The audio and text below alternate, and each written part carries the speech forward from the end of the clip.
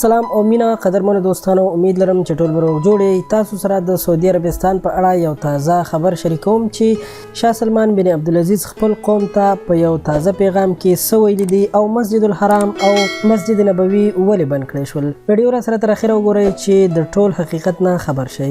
دوستانو، شاه سلمان بن عبدالعزیز چې د تیرو 15 ورځو نه هیڅ معلومات نه کېدو، اوس یو ځل بیا رسنیو ته راښکاره شوی دی او د دغه خطرناکې وبا په اړه خپل قوم ته خطاب کړی دی او ویلي دي چې د وایرس د بچ کېدو نه موږ ټول احتیاطي تدابیرو باندې عمل کوو او دا عمل به تر هغې پورې جاري وي تر څو پورې چې د دې مخنیوی ونشي.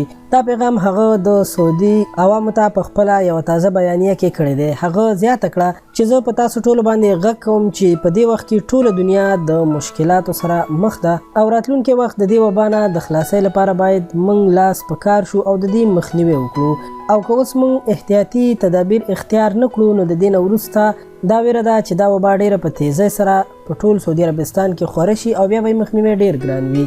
هغه په خپلو خبرو کې زیاته کړه چې د سعودي عرب سرکاري ادارې د خپلو عربیانو، ښاریانو او د غیر ملکي کسانو د صحت او سلامتۍ لپاره د سعودي عرب ټول وسایل په کار اچولي دي او د دې نه به ګټه واخیستل شي.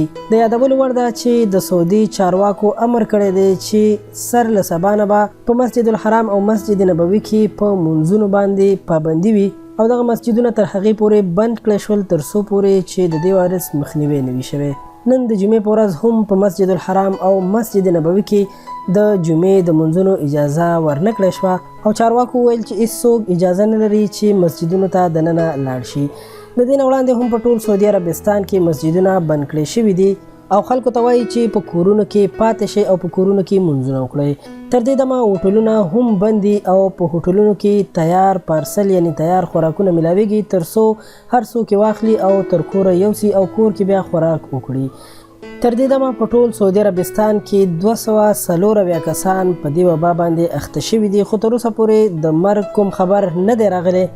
د سعودي حکومت بیا په خپلو عوامو باندې او دغلته موجودو غیر ملکیانو باندې غږ کوي چې په خپلو کورونو او خپلو ځایونو کې پاتې شي.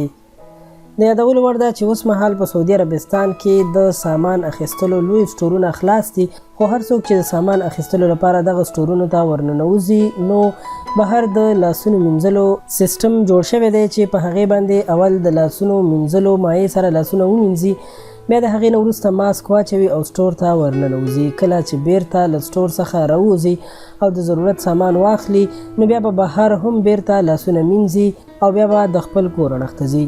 قدرمنو دوستانو، که څه هم د دې وبا په اړه باندې خلک ډیر زیات جدي نه دي او د دې نه یې ټوکې جوړې کړي دي خو دا خبره په یاد ولرئ چې د دې جدي مقابله په کار ده ځکه چې د دې مخنیوی په وخت باندې کیږي او که وخت تیر شو نو بیا د دې مخنیوی ډیر زیات مشکل دی او دا به په یو عالمي وبا باندې واوړي. الله تعالی نه دا دعا کوو چې الله پاک دې موږ تاسو او ټول مسلمانان د دې وبا څخه وساتي. آمین. دوستانو، خپل نظر را سره په کمنټس کې خامخا شریک کړئ.